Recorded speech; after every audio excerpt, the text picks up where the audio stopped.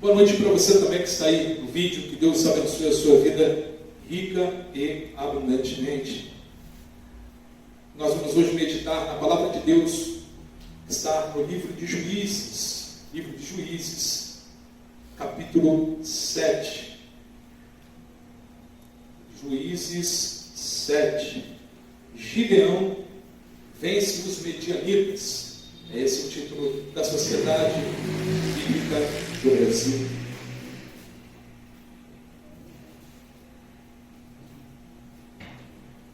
Juízes capítulo 7, versículo 1.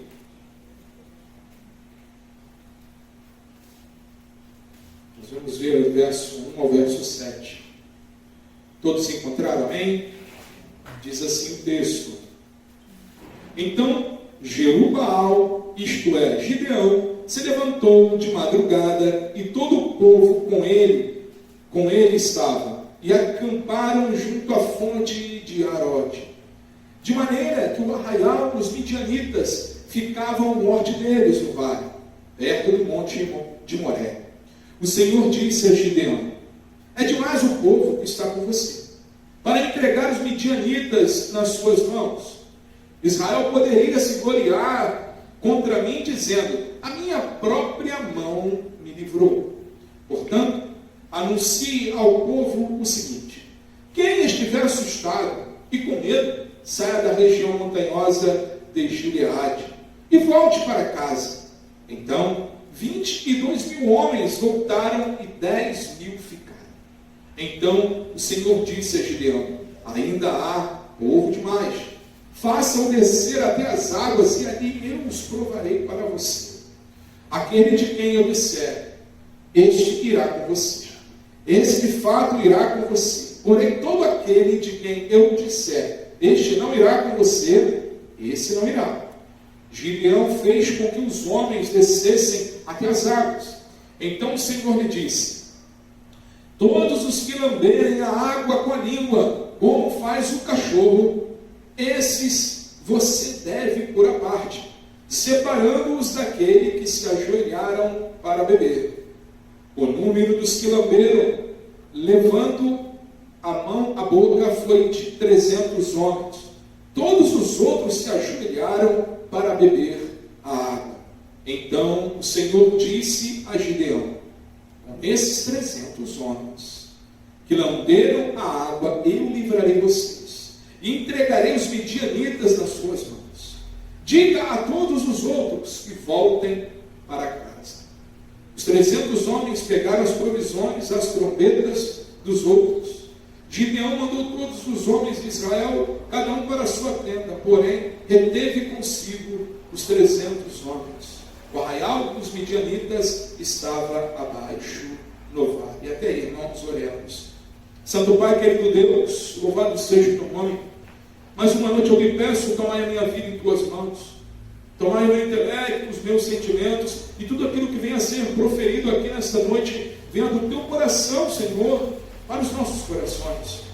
Iluminai, Senhor, as nossas mentes através do teu Espírito, para que possamos compreender tudo aquilo que o Senhor quer ministrar a cada um de nós nesta noite.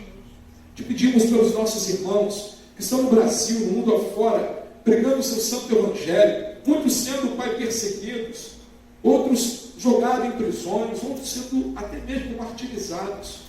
Senhor, continua fortalecendo os teus filhos, dando graça, força, poder do teu Espírito, para que continuem, Senhor, propagando o teu evangelho aos 4 cantos dessa terra.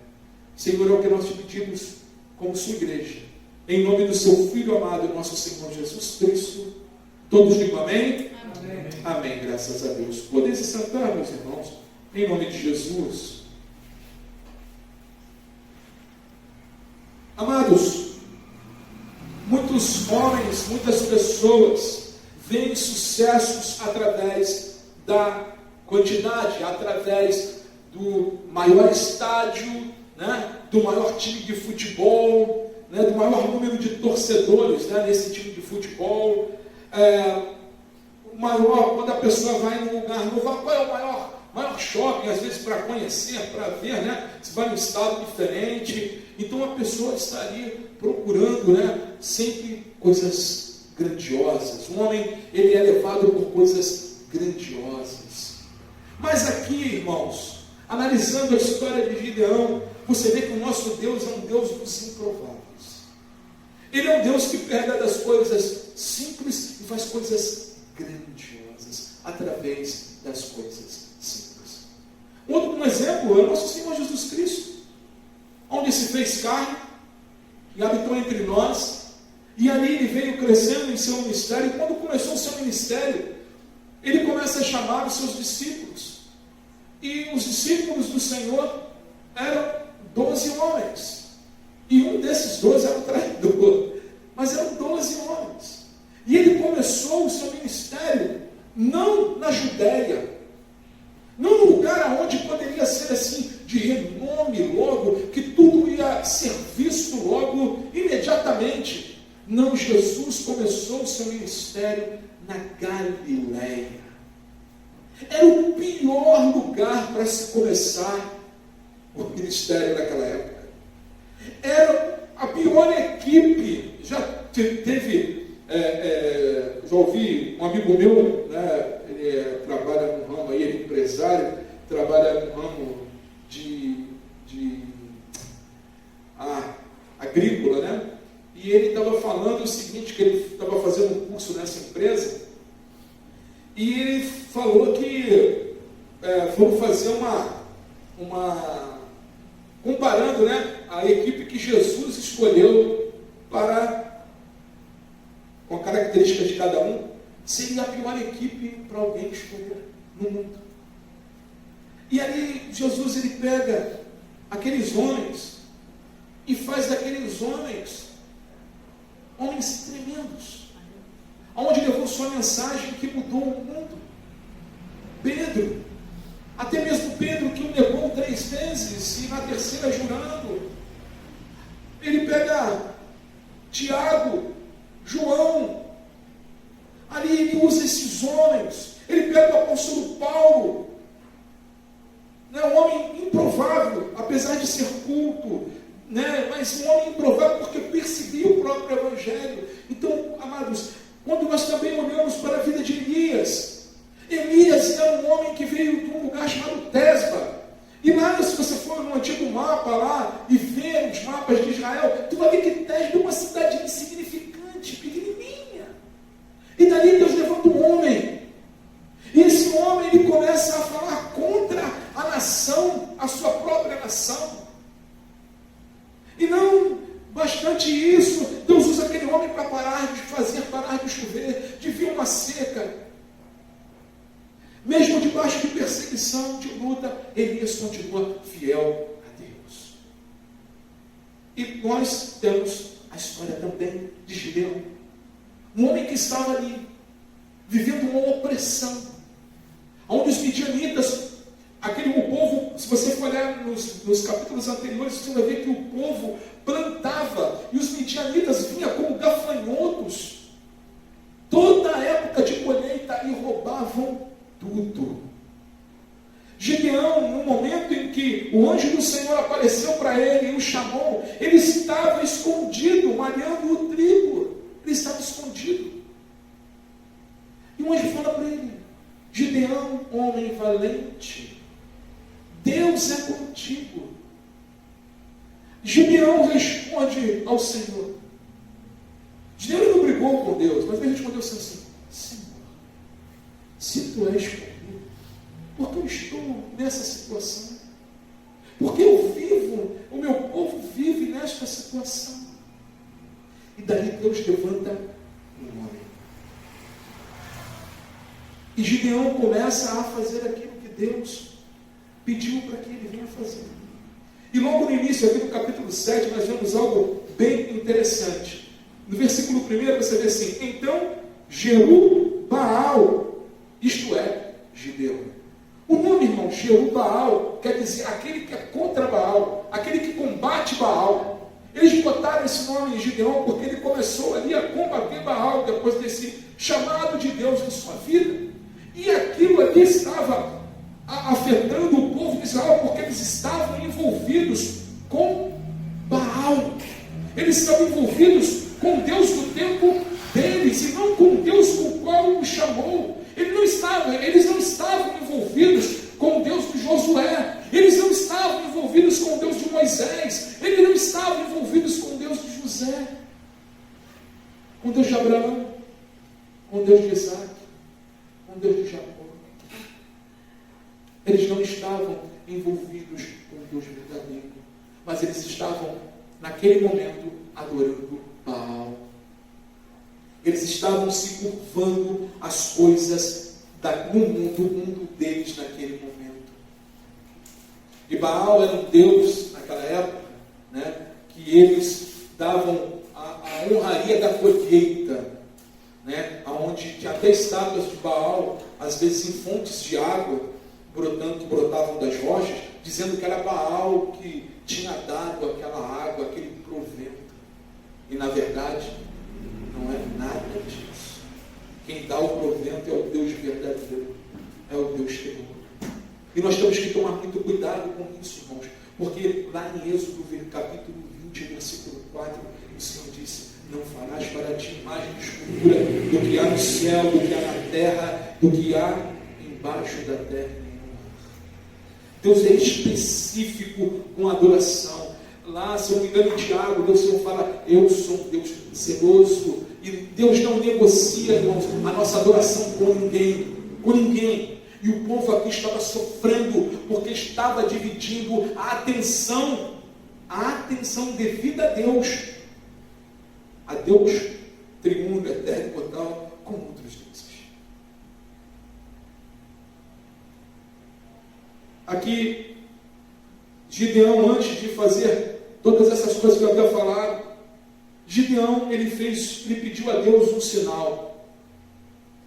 Lá em Juízes capítulo 6, versículo 36 ao 40, diz o seguinte: então Gideão se dirigiu a Deus, dizendo: se realmente queres livrar Israel por minha mão, como disseste, eis que eu porei uma porção de lã na eira. Se o orvalho estiver somente nela, e a terra ao redor estiver seca, eu então saberei que irás livrar Israel por meio de mim, como disseste. E assim aconteceu no outro dia. Gideão levantou de madrugada e, apertando a lã do orvalho que havia nela, espremeu uma taça de água. Irmãos, Deus dá prova daquilo que Ele faz. E o mesmo Deus, Ele continua agindo nos dias de hoje. Ele faz isso, Ele move. E Deus colocou de uma forma que Gideão não podia nem contestar. Você imagina pegar uma lã, terra toda seca, e encher um copo d'água com a quantidade de orvalho que estava naquela lã.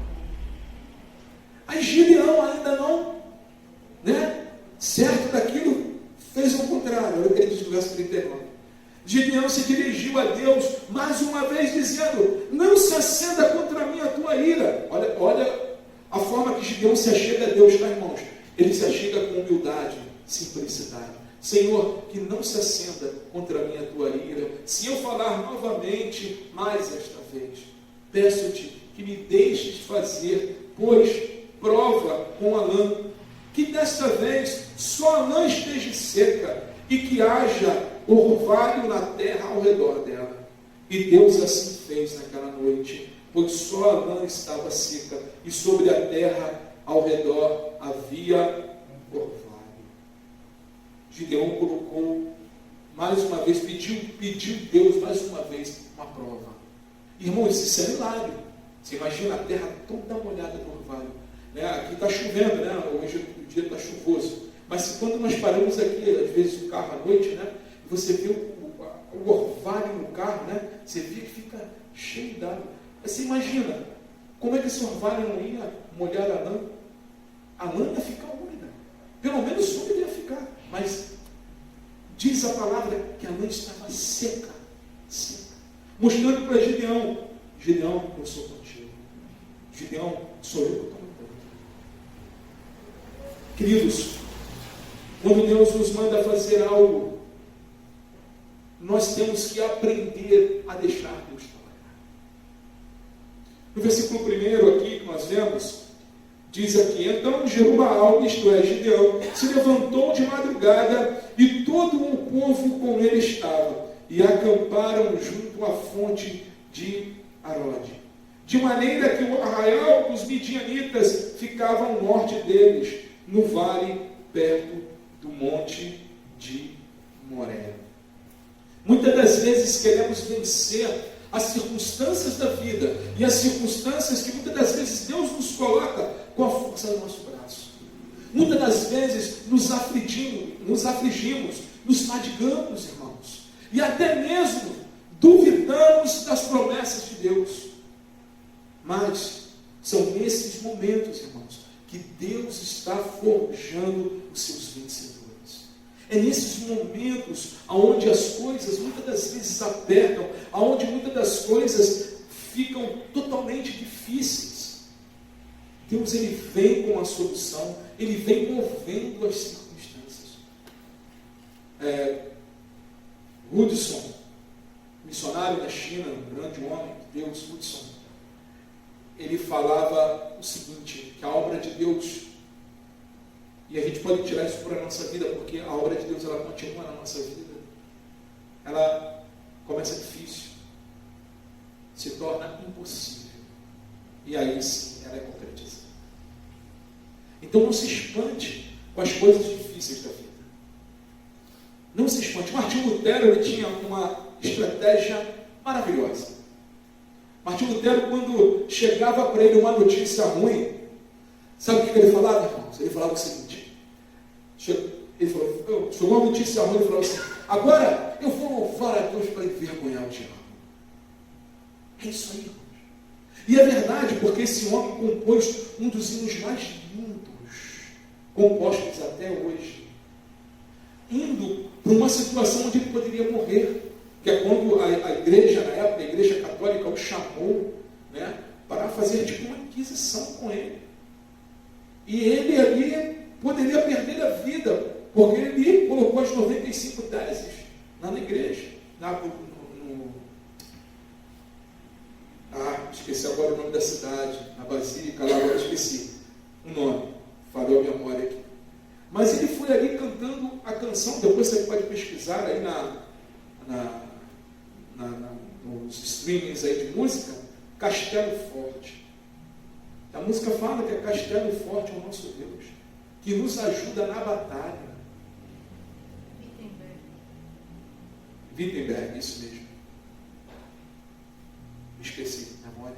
Da idade. Tem que anotar, que a idade falha. Wittenberg, é isso mesmo. E ele vinha cantando essa canção. E essa canção foi composta e inspirada no Salmo 46. Castelo Forte é o nosso Deus. Sabe, irmãos, tem isso em seu coração, nas dificuldades da vida, mesmo naquilo que Deus mandou você fazer, mesmo que as coisas estejam difíceis. Ele é o seu castelo forte. Como diz o salmista no Salmo 46, ele é o nosso baluarte. Ele é o nosso escudo. Ele é a nossa fortaleza. Ele é o nosso esconderijo. Nós precisamos aprender a nos esconder em Deus, irmãos. Nós precisamos aprender a descansar em Deus. Não é fácil. É dificílimo. Já falei aqui muitas vezes aqui na igreja sobre isso. Eu falei, é muito mais fácil a gente falar assim para alguém, né? Ó, irmão, vai lá e faz isso, que vai resolver. A gente sai correndo, vai e faz, né? Para resolver logo a situação. Outra coisa é falar assim, ó, irmão, espere Deus. Aguenta aí. Que na hora certa Deus vai resolver. E Deus faz. Mas esse período de esperar e aguentar, misericórdia, é um tratar de Deus conosco, irmãos. Misericórdia porque é difícil, mas é um tratar de Deus conosco. E Deus trata, e Deus opera, e Deus nos ensina nesse caminho milagres. E nos forja cristãos melhores. Homens e mulheres de Deus melhores. E aqui você vê, no versículo 2, o Senhor complicando a situação de Gideão. Olha o que ele diz aqui, no verso 2 do capítulo 7. O Senhor disse a Gideão: é demais o povo que está com você para entregar os midianitas nas suas mãos. Israel poderia se gloriar contra mim, dizendo: a minha própria mão me livrou. Ou seja, o Senhor estava dizendo assim: olha, se nós formos descer com esse povo aqui, esse povo vai, do jeito que eu conheço o coração do homem, o homem vai dizer que a vitória foi dele. E muitas das vezes, irmãos, isso acontece na nossa vida. Muitas das vezes o Senhor, Ele move certas circunstâncias para que nós não venhamos dar crédito a nós mesmos, mas que nós venhamos dar crédito ao Senhor. Às vezes as situações chegam a um nível de impossibilidade aos olhos humanos, mas nós temos que entender que o nosso Deus é o Deus dos impossíveis. Ele é o Deus dos impossíveis. Aos olhos naturais, é loucura em um momento estar com 22 mil homens, aonde já tinha outro exército com 100 mil homens, e indo embora ali 21.700 homens, e você ficando com 300. Não era com 1.000 não, não era com 2.000 homens não, era 300. Se nós formos falar para qualquer aí estrategista de guerra, ele vai falar: isso é um massacre, né? Como é que essa pessoa vai vencer? Mas há uma diferença no exército que estava ao lado de Gideão, com o exército que estava ao lado dos midianitas. O apóstolo Paulo diz lá em 2 Coríntios, capítulo 2, versículo 9, ele fala o seguinte: então ele me disse: a minha graça é o que basta para você, porque o poder se aperfeiçoa na fraqueza. De boa vontade, pois mais me gloriarei nas fraquezas, para que sobre mim repouse o poder de Cristo. Irmãos, o apóstolo Paulo diz que quando eu estou fraco, ali é que eu estou forte. Porque o poder que vem vem em nossas vidas, não vem de nós. Esse poder vem de Deus. Vem de Deus. É esse poder que nos mantém em pé. É esse poder que nos faz ir além. É esse poder que nos dá vitória. É esse poder que nos faz mais que vencedores. Vencemos uma batalha num período, daqui a pouco vem outra batalha, vencemos essa batalha novamente. Não é fácil, mas Deus dá a vitória ao seu povo. Amém, igreja? Em 1 Coríntios, capítulo 1, versículo 25, o apóstolo Paulo também escreve dizendo o seguinte: porque a loucura de Deus é mais sábia do que a sabedoria humana. A fraqueza de Deus é mais forte do que a força humana. Pode ser que muitas das vezes, aconteça de estarmos desanimados. Muitas das vezes as batalhas da vida podem te fazer fraquejar. Muitas das vezes podemos chorar por certas circunstâncias e situações que envolvem a nós ou terceiros que amamos. Mas Deus, irmãos, Ele age no sobrenatural. Deus, Ele tem o poder de curar. Deus, Ele tem o poder de libertar. Eu quero conclamar, irmãos, vocês, nas suas orações também particulares, ao largo do nosso bairro. Nós temos clamado, temos orado aqui, temos pedido a Deus que Deus liberte as pessoas dessas seitas onde as pessoas estão presas.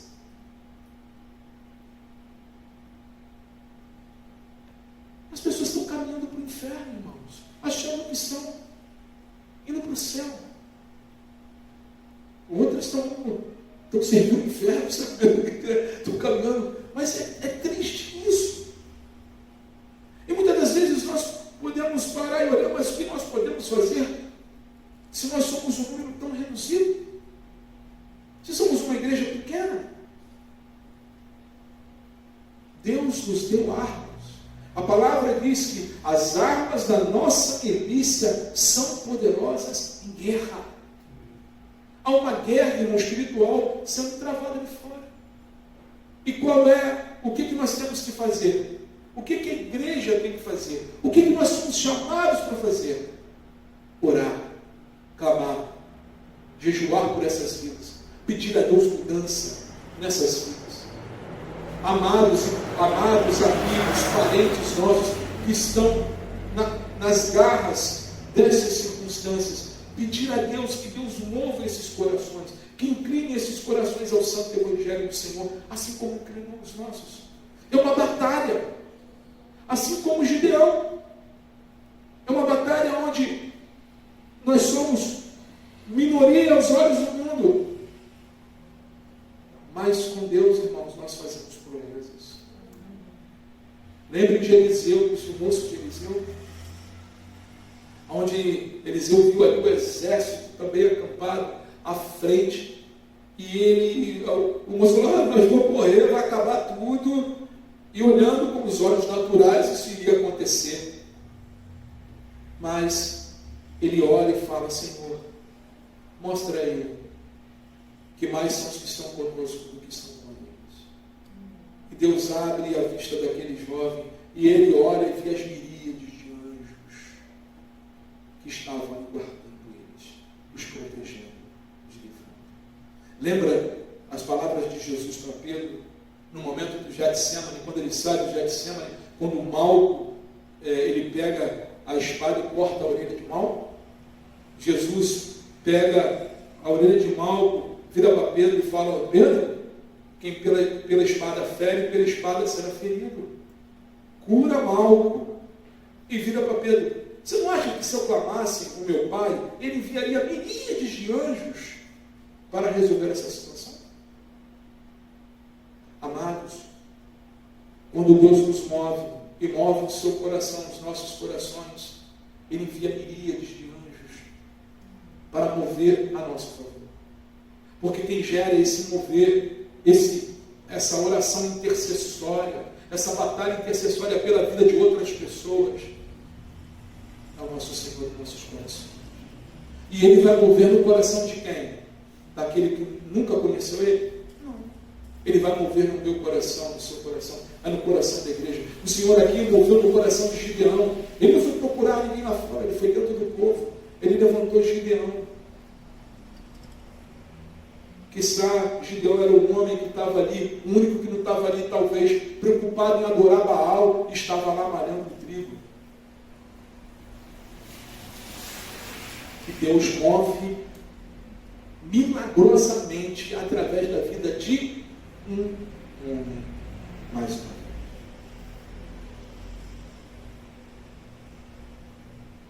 Deus, ele pode, irmãos, mover toda circunstância. Deus, ele pode fazer milagres. Deus, ele continua operando milagres. Deus, ele continua movendo a vitória em favor dos seus. Não é essa vitória que muito falada aí fora de qualquer coisa. Não. Mas quando nós nos colocamos debaixo da vontade de Deus, quando nós nos submetemos à vontade de Deus, quando nós deixamos o nosso egoísmo,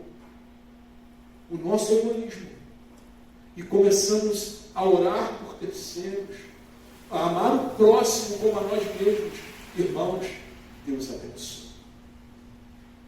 Deus abençoe. Pode ser talvez não no nosso tempo, não na nossa hora, não no nosso momento, mas no tempo e na hora dele, ele faz, ele opera. Lá em Amós, capítulo 8, versículo 11, o profeta Amós escreve o seguinte: eis que vem dias, diz o Senhor Deus, em que enviarei sobre a terra fome, não de pão e sede, não de água, mas de ouvir as palavras do Senhor.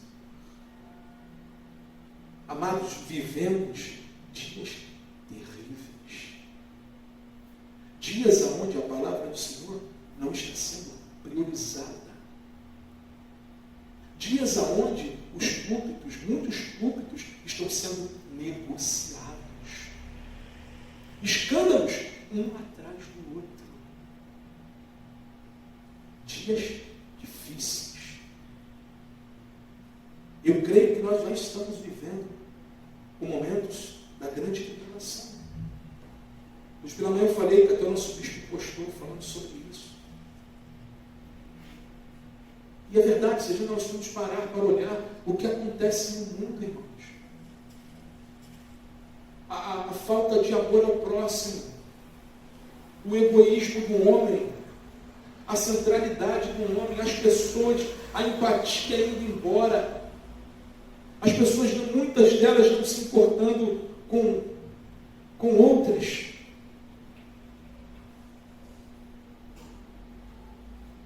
E vai chegar o tempo que Deus vai levantar o seu povo com sede e fome da palavra dele.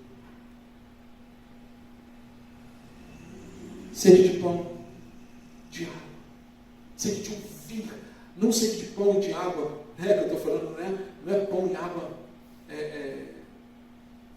material, mas espiritual, de ouvir a palavra dele, de ouvir a voz do Senhor, de se envolver com as Santas Escrituras. Eu creio que Deus vai usar as nossas vidas, meus irmãos, para ajudar essas pessoas. E como Gideão, nós temos que nos colocar nesta batalha em oração. Não é misticismo, não é nada disso, mas é orar, é clamar. Senhor, tenha misericórdia. Salva essas vidas, Senhor. Nós cremos que Tu podes transformar esses corações. Nós cremos que Tu podes trazer à vida aquele que está morto, assim como o Senhor fez conosco. A nossa vida é um milagre, irmãos. No mundo hoje tem para lá de 8 bilhões de habitantes, não é isso? E olha, dentre tantos, Deus despertou os nossos corações. Claro que de outros irmãos também, mas eu falo assim, se for comparar o número de habitantes na Terra,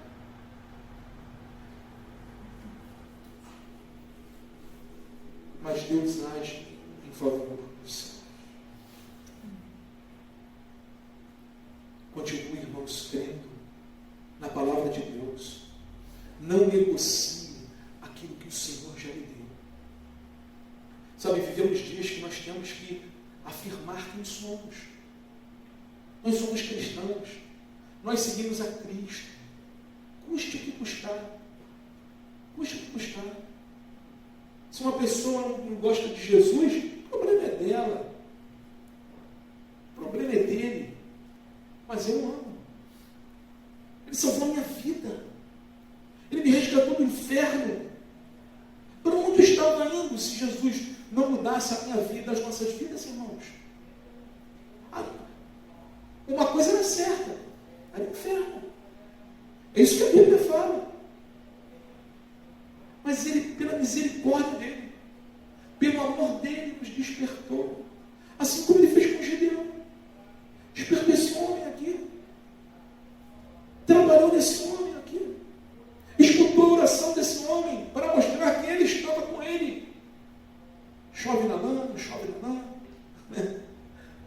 Vai 22 mil homens, tira os 22 mil homens, agora só vai com 300, aqueles quilombeiros, igual os cães fazem. E agora, como é que vai ser? Gideão confiou no Senhor. Mas se você for continuar depois para frente, você vai ver que Deus deu um sonho aos midianitas, onde eles se sentiam aterrorizados. E Gideão vai tocando as trombetas, com as tochas. Eles começaram a enxergar muito mais soldados do que os 300 que tinham. Eles começaram ali a fugir, a causar uma confusão. Aqueles homens fugiram. Outros foram mortos.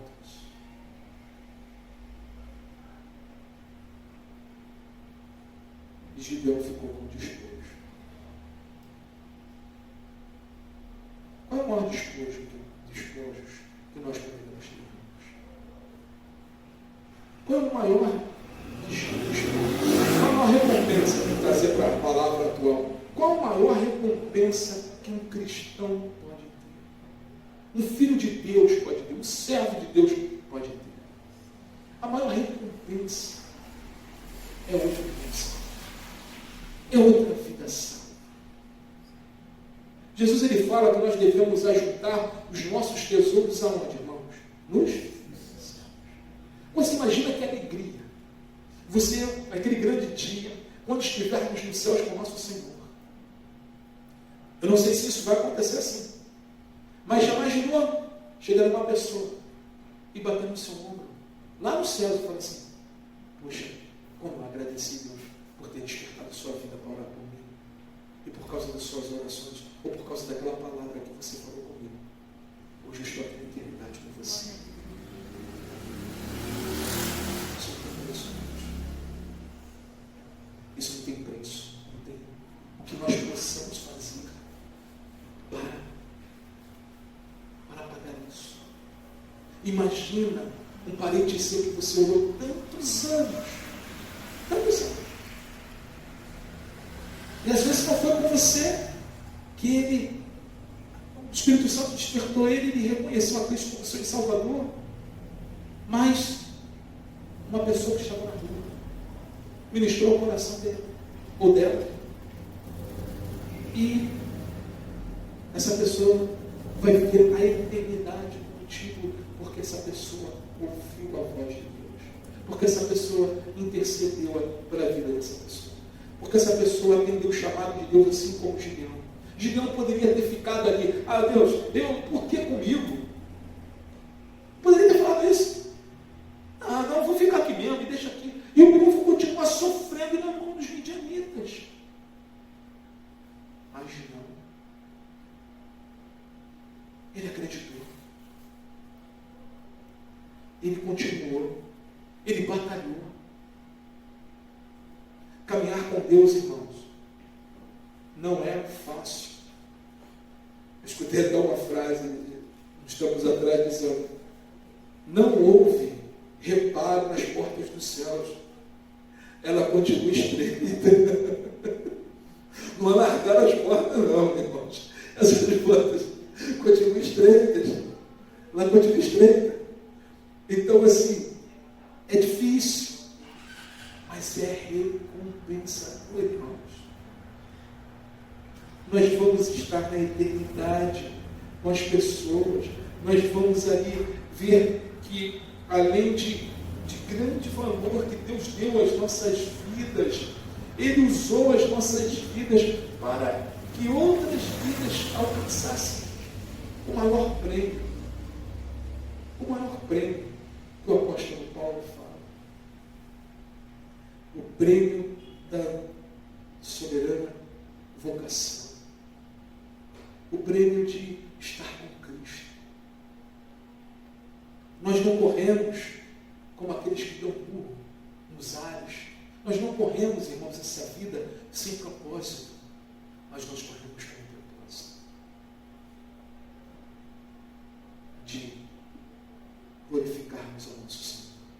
De falarmos do amor de Cristo. De sermos embaixadores de Cristo, representantes do seu reino nesta terra. Você é muito importante, meu irmão. Nós somos embaixadores. O Senhor nos fez embaixadores do reino dele.